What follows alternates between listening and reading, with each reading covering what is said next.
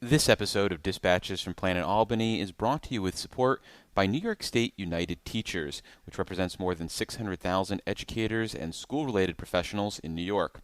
Dispatches is also supported by the public affairs firm O'Donnell and Associates. For more information, check out o'donnellsolutions.com. Unless they follow the 11th commandment, thou shalt not speak ill of fellow Republicans.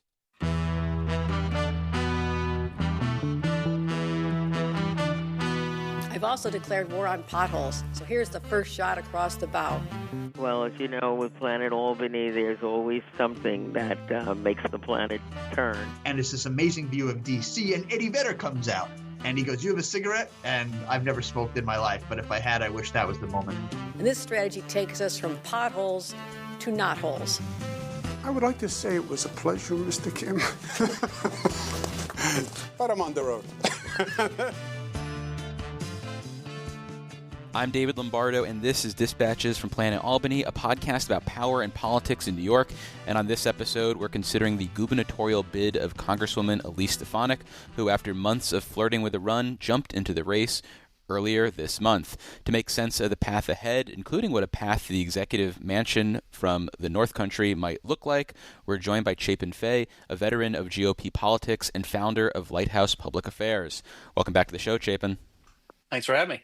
So I want to begin with a mea culpa because I believe in radical honesty when it comes to podcasting. And my admission is that I never thought Stefanik would actually run for governor. I thought the last 6 months were to promote her, keep Congressman Mike Lawler from running, and give cover for Nassau County Executive Bruce Blakeman to eventually declare his candidacy after he got reelected, potentially with a wide margin in Nassau County. Clearly, I was wrong. But do you think my logic was that flawed? Is there a universe in which that was what could have played out instead of Stefanik actually in this race? Sure. I mean, it was her decision, right? But if she had made the decision you thought she was going to make, certainly there was a universe for that. But Congresswoman Stefanik's team saw what some of the rest of us saw, which is there's certainly some opportunity statewide. You know, she is also coming off of whirlwind or chaotic, I don't want to say end of career, but end of sort of tenure in Congress, right? She was going to be the UN ambassador, and then she took one for, quite frankly, the National Republican team to keep her House seat. And now, she's going to turn around, she's going to run for governor. I think there are a lot of opportunities. I think she is a very strong candidate. To your opening point, it looks like the county executive is now deciding whether he's going to throw his hat in the ring and presumably force a primary, which the party hates, the party opposes. Chairman Cox already said, there's not going to be a primary. I'm a little less anti-primary, unless, of course, I have a front-runner candidate client, right? Then we want to avoid primaries. But no, in all seriousness, I'm someone who believes in certain cases primaries can be good. Congressman Lee Zeldin, who ran very strong in 2022. I worked for him. I've known him for a very long time. I have nothing bad to say about him, but it is clear that primary made him a better candidate when it came to taking on Kathy Hochul, right? I don't know that it helped him all that much. So I know that the cons against having a primary, I know what they are. Some accuse one of his opponents of being too scorched earth upstate. But I do think it certainly made him a better candidate and a great, it took him from a great candidate to a top tier candidate in my mind. So, I don't necessarily think a primary is horrible. Primaries everywhere, but in particular in New York, are difficult because they're going to have to run to the right of each other and prove that they're the most Republican. In 2025, that still means, or still can mean, the most closely aligned with President Trump and his agenda. Which isn't always running to the right, though, because the president isn't a traditional conservative in that way. Well, that's why I said it's usually running right as you can. But in 2025, it also can be who's aligned more closely with his agenda. Congressman Stefanik probably has the lead in that category. My main point is that is bad for a general election in New York State, which is certainly left of where Republican primary voters are. So it's almost opposite audiences, right? You have this primary, maybe a hard-fought primary like Lee did, and then you immediately got to turn around.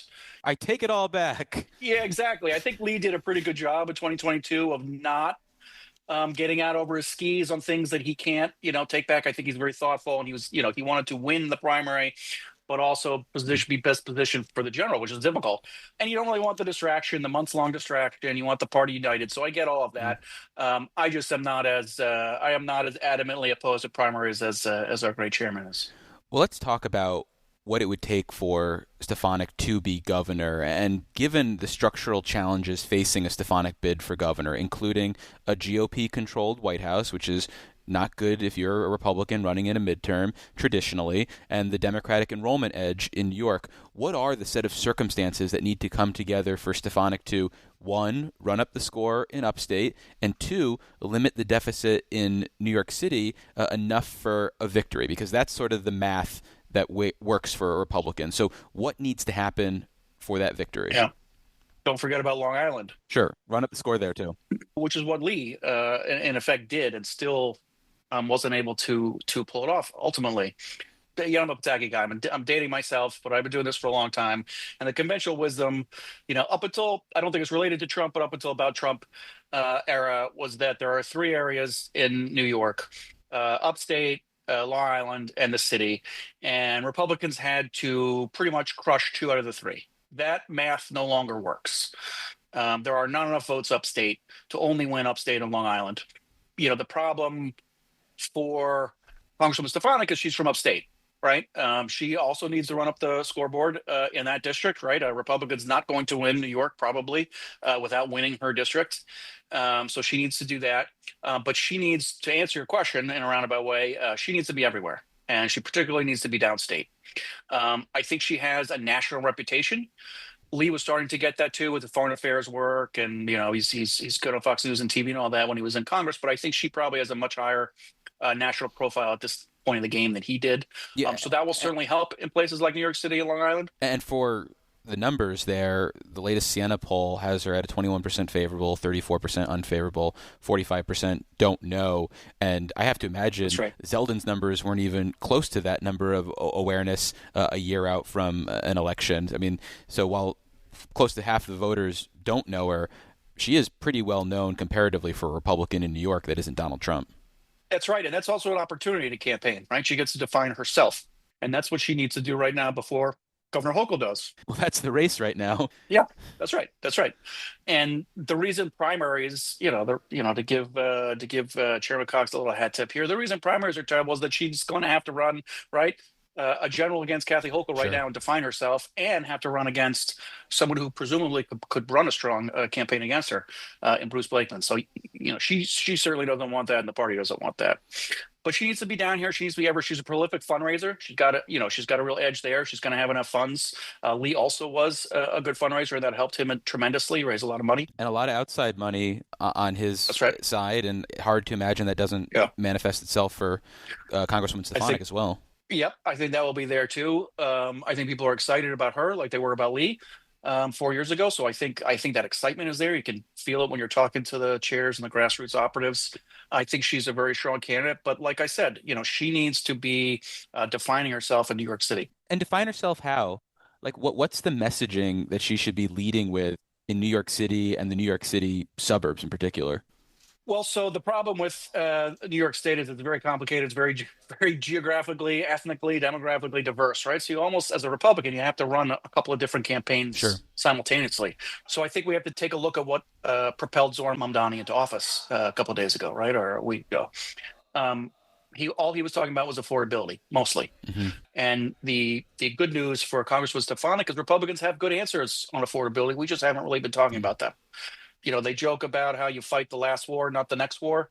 I'm mangling that phrase, but we are constantly in New York City. Republicans are talking about crime, right? And crime has gone down. I still think that's an issue that people care about in New York City, and it is in particular. You asked about the suburbs. Crime in New York City is an important issue for the suburbs because that is why many people in the suburbs live in the suburbs. I do think crime is still a big one. We look at the latest Siena poll on this issue. 35% of New Yorkers think crime has gotten worse in the last year, and that includes 26% of Democrats. So there are some Democrats who this issue may resonate with. It's no question it's going to be an issue and an important one. I'm just merely pointing out it was not the issue of this mayoral race. Yeah. And if this election had happened in 2021, when crime, we were coming sort of in Yeah. the COVID crime era, I mean, I think it would have been very different, right? They just produced, an African American cop who used to be a Republican Yep. out of the Democratic primary. I think we are a lifetime away from 4 years ago. But to sort of bring this conversation back to Congresswoman Stefanik, I Yeah. think she's a very strong candidate, and I think there are plenty of paths. Although it's New York, she doesn't have the widest path as a Republican, particularly a conservative Trump-aligned Republican. But there are paths there. But she has to figure out a New York City strategy. This is the hill I prepare to die on every 4 years. You are not going to be governor of New York as a Republican unless you figure out a robust, comprehensive New York City strategy. In 2022, I heard a lot about record turnout, right, on Long Island and upstate. The numbers just aren't there. In New York City, there are millions of registered voters, right? Your target universe is not all of them because you're just not going to get a lot of Democrats. And this is what I was talking about, running two campaigns at once. You have to communicate shared values to these voters without starting with, I'm a Republican or I'm, aligned with Donald Trump. You have to communicate with New York City voters based on issues and almost drop the Republican nature of your candidacy, right? I mean, you have to get moderate Democrats and independents to vote for you. You can't win. You're not getting 30% or over 30% in New York City without a coalition. The rest of the state, you can rely on Republican voters. So one of the things I worry about, she can't run this race like she is running for re-election to her House seat, right? Have you seen anything in the first couple of days that suggests that's something Congresswoman Stefanik is comfortable doing? Because I can't really imagine her running a campaign that is relatively silent on President Donald Trump, relatively silent on the R-word Republican, and is trying to ingratiate herself with voters who don't necessarily embrace her. I don't see her being that olive branch person the way Mike Lawler might be. Well, to be fair, we are still, we started talking about the primary process in the beginning. She's not the nominee yet. Sure. Right? This is one reason they're trying to prevent a primary, right? So she can focus on the things that you're talking about. Right now, she can't really do that, which is the hamstring of a Republican primary in New York State. Despite what I just said, you have to start with your base. You're not going to win a race as a Republican if the Republicans don't like you, or there's some issue with your with getting the nomination. Sure. And the convention, unfortunately, is not until February, right? Or end of February, March 1st, or whenever petitions go out this year. That's when the convention is. That's another 3 months of this. As soon as County Executive Blakeman makes his decision, she can then start moving to do other things. But you always have to keep that in the back of your mind, right? That's the most precarious part of a campaign, is when you're the front runner, but you're not yet the nominee. Anything can happen, and that's what they're thinking about and trying to prevent. I do think Congresswoman Stefanik has the chops to do what I just said, particularly in New York City. She has in the past. She has evolved over time. I don't think her core political philosophy has, but she has changed with the times and her constituents and her voters. I'll say, in Governor Pataki world, we call that evolved. Yep. His position on abortion evolved from 1994 to 2001 when I started working for him. When he was going for his third term, but. I'll point him out. I'll use him as an example. I have not seen, in the 23 years since 2002, I have not seen a statewide candidate. And again, he was the two-term incumbent governor with plenty of money, so maybe it's unfair to compare. But Governor Pataki's campaign ran a simultaneous campaign, parallel campaign in New York City, and maybe across the state. I don't even know. It was above my pay grade at the time, but called Amigos de Pataki. And every event we had, there was a busload of Hispanic voters with Amigos de Pataki T-shirts on. He had separate campaign managers who ran that effort and were in every neighborhood. I used to hear my office. Don't confuse my status with where my office was, but my office was near the campaign managers, and I used to hear him say, "Get me the Amigos," and there's a big event or something happening. He did ads in different Spanish dialects, right? Because it's not just Hispanic, Latino. That's not just one group. And certain subgroups know, if you're talking in one accent, that you're not really communicating with them, right? You're talking to another group. That was the first time I'd ever seen that. Governor Pataki had same ad with different dialects, to different folks in New York City. It was a very savvy, coalition-based campaign. And I have not seen anyone come close to it. And I usually get annoyed at this because the opportunity is there. I mean, I learned in 2001 and 2002 working for Governor Pataki about some of these different groups and how they align. I mean, Hispanics in particular are faith, family, and freedom voters, right? A lot of them have escaped countries with dictators or socialism. A lot of them are religious and family oriented. They're very, they want the best education for their kids. All issues and feelings conservatives can align with. Asians in New York City, you heard a lot about that over the last couple cycles. You didn't really over the last cycle hear about the opportunity there. Eastern Europeans, I mean, there are Jewish voters. That was talked a lot in the last mayoral. Do you think Democrats have woken up to their weaknesses in some of these ethnic minority communities from 2022 and 2024? Do you think they have realized that we can't take these communities for granted anymore and they need to play a more aggressive offense? Because it seems like Republicans were making inroads, and then Zoran Mamdani and some of the Democrats running in 2025 were like, okay, we're going to tailor our message to these people, and we are going to try to bring them back into the fold so Republicans can't catch us sleeping again, like maybe in 2026. I think they absolutely did that. And the problem for Republicans in New York is there's no way, we don't have a lot of elected officials. We don't have a citywide elected official. We've been making progress brick by brick, on the ground with Lester Chang. Yes, and the city council, predominantly women, but there are a lot of we picked up a seat or two in the outer boroughs over the past couple of years. Ina Vernikov, Joanna Riolia, Christy Marmorato. You could be making those names up, but I'll trust you. I promise. Well, one of them unfortunately lost. It was the result of the huge Democratic turnout, and it swept her out of office in the Bronx because she was in a blue district, a Republican in a blue district. Which, if you want to get me started on it was always preposterous and ridiculous, this Andrew Cuomo thing, but that's probably a topic for another time. Well, why don't we talk instead about dead weight? And I'm curious who you think is bigger dead weight for the top of the ticket in 2026. Is it Donald Trump for Republicans or Zoran Mamdani for Democrats? Or is it too soon to tell since the New York City mayor-elect hasn't taken office yet and the success of making him the boogeyman is really contingent on what he actually tries to do in 2026? I'm going to tip the scale to Zoran Mamdani. Okay. And the main reason for that, because I think they're both going to be albatrosses, and we can get into a minute based on the results of this past Tuesday when Republicans got absolutely crushed everywhere. The Trump stuff's already baked in. If you can show me a voter who doesn't have an opinion on Donald Trump in New York State in 2025, then I'll never give my political commentary ever again. If you can show me a voter who's like, who's Donald Trump, and doesn't have any opinion of them. They just emerged from a medically induced coma. The guy from The Apprentice, he's in politics now? That's crazy. Yeah, I also think we have some anti-Trump fatigue, meaning Congresswoman Stefanik is going to be a beneficiary of this because, okay, when Democrats say Trump, Trump, Trump every single day, real voters, moderate voters, particularly some that have come back into the Trump coalition, I think like in New York 3 was sort of the center of anti-Trump, never Trump Republicans. It's a very wealthy district, Tom Suozzi district on the Gold Coast of Long Island, people who could afford to vote against their economic interests and who did not like, I think, the crassness of a Donald Trump. I think many of them came back. I don't know that a lot of them came back around the state of the country, but I do think we're heading into an era where it's like, okay, we get it. You hate Donald Trump, but like, why are we voting for the person leveling that charge, presumably Kathy Hochul, right? Like, come on. Also, you saw recently in the news, her team said they're not going to distance themselves from Donald Trump. No. Right? So, it's interesting because I think Republicans tie themselves into the knots, trying to distance themselves, but not getting in trouble with the Trump supporters or Trump himself. And it becomes a convoluted mess. So I like that she's, got a strategy and she's going to stick to it. I know they're looking at, Trump voters in general that only come out when his name is on the ballot.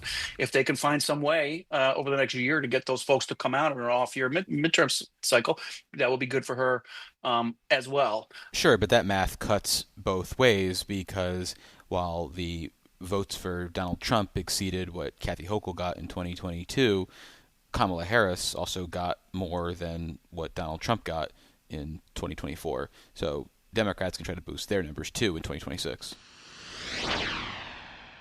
For more than 100 years, the New York State Association of Counties has served as the united voice of New York's county leaders. fostering excellence in county government, and advocating for sustainable funding and sensible legislation that protects local taxpayers and the essential services they rely on.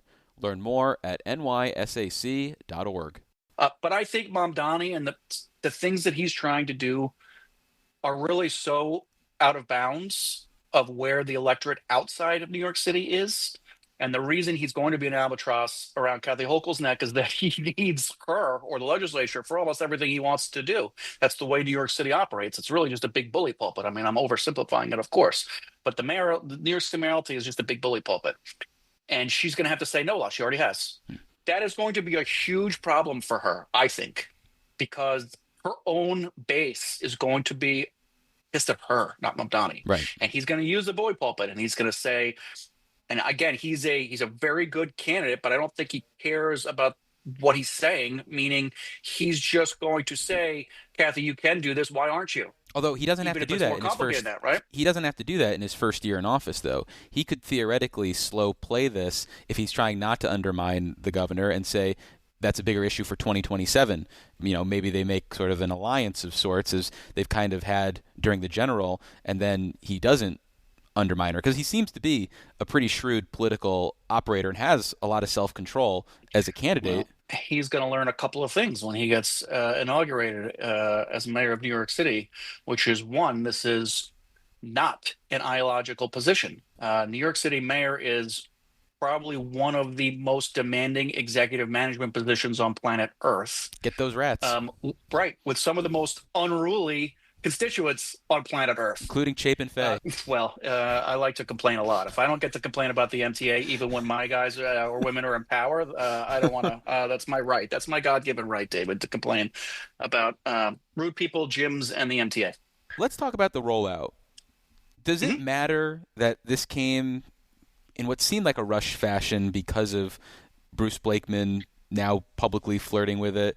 This idea that the backdrop is, as you said, Republicans getting shellacked in the November elections with trivial mistakes on websites and certain endorsement things screwed up. Does any of that matter beyond the chattering classes? Is that indicative of anything about the campaign more broadly? I mean, how do you think about the initial rollout? Yeah, it was rushed because of the issue we talked about. This is another reason you don't want a primary, because it throws everybody off their plans. I would have rather seen her stick to her plan and act like the front runner and not worry about it. Right? That's what I would be. Everyone calm down. Right? He's going to make his decision regardless. See if he can get President Trump to walk him off privately, but let's have a plan and stick to it. So in that regards, but that's me. Voters don't care about that. Yeah, no independent voter is like saying in October, when they had that website page that wasn't up and I tried to get some information and I was just Team Hochul all the way. That's 100% right. And again, I keep I disagree with him, but I keep supporting with everything I say. This is what Chairman Cox was talking about. And we don't want a primary. We don't want our plans to be foiled or have to think about other things. We want to be focused, aligned, and go for the brass ring, which is defeating Kathy Hochul in 2026, and primaries throw you off of that for sure. But no, it doesn't matter. As long as she starts putting down roots and organizing in New York City. Long Island is also important, but the parties are so strong there, they can do some of the heavy lifting for you, and you're organizing and making sure that she's being taken care of and in the messaging and with the lower down ballot candidates. In New York City, she really needs to put up her own organization.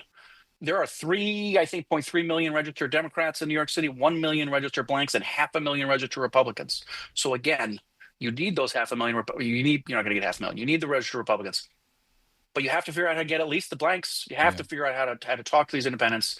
I'm sure she's doing the work right now to figure out how to communicate shared values between her and them. I just think I don't like one party rule as an attack in New York on Democrats. Right? It's one party rule because there aren't enough Republicans, right? The math just doesn't work. And you need, some consultants may disagree with me. I've just been seeing this since 1998 when I was a college intern on Senator Miles' campaign. You need non-Republicans to vote for you in the state. We are outnumbered by registered independents now. We are the third largest voting group, not the second. and certainly not the first in New York. So you need you need people from those other two categories, blanks and Democrats, to vote for you. I don't know that you can do that by making it about Republican versus Democrat. That was my point from the beginning. And going back to how we got shellacked, like, I think that's important. And again, another important point I want to make is I think Representative Stefanik is an incredible candidate. What I worry about really is the environment. Forget everything else. We're heading into a presidential midterm. That's going to make it slightly harder, however much percentage harder for the Republicans, right? Because Donald Trump is the president.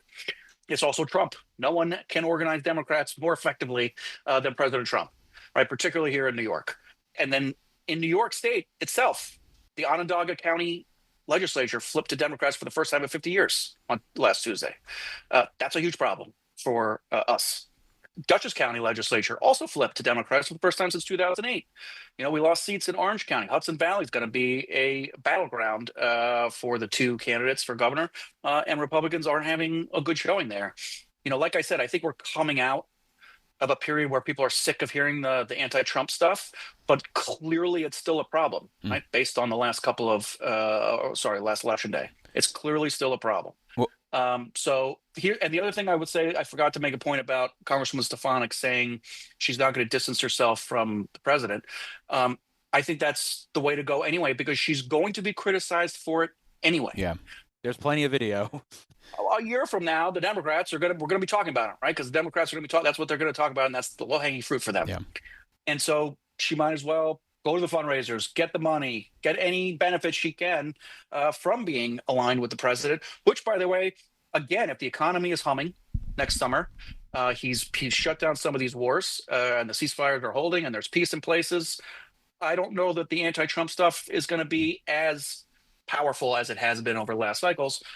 Again, I'm sort of contradicting myself. Look at I'm very worried about the mayoral elections. A lot of Democrats voted.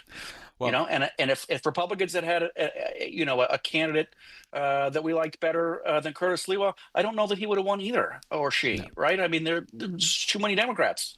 Well, and they all came out to vote for one of the two Democrats. So it speaks to what a challenge this is, and we'll have plenty of opportunities to talk more about it in the future. But with the few minutes I have left, I have a lightning round for you. Okay. So, oh boy. One, how big of a deal to the future GOP race for governor was the departure in late October of Bethany supervisor Carl Hyde Jr. From the race? He suspended his campaign. A game changer or just like a really big deal, you think? Well, I think last time I was on here, I suggested putting some money behind him. So that's my mea culpa. I apologize. It's a game changer. If you lost money, don't send me a bill, but I apologize. Harry Wilson, should Republicans wait on him to jump in this race and then just clear out once he's in the field, given his strong performance 15 years ago against the incumbent controller, Tom DiNapoli? Yeah, well, I was the campaign manager for that strong performance in 2010. I don't know if you knew that. Listen, I'm a huge fan of and supporter of Harry Wilson, and I think he would have been an incredible controller, and I think he'd be maybe president by now if he had won that race from at least governor. I don't know if we can wait on him. He does have a habit of taking too long in those deliberations. We're doing it right now with Bruce Blakeman. Like, it's the same thing that's going to happen, right? And he's going to get in or not. Though I do love Harry Wilson. I hope he will be there to support Congresswoman Stefanik. Well, lastly, does Bruce Blakeman actually get into this race? I don't know. I really don't know. Come on. I'm sort of after President Trump got in and won the first time, I retired from predictions this clean cut. I don't know. I don't know. Okay. I do. I all don't think all he his does Republican it. colleagues on Long Island are keeping their powder dry. They didn't endorse. Yes, very Stefanik. clear. It's very clear. They're letting him make his decision, which they should do, which the party should do.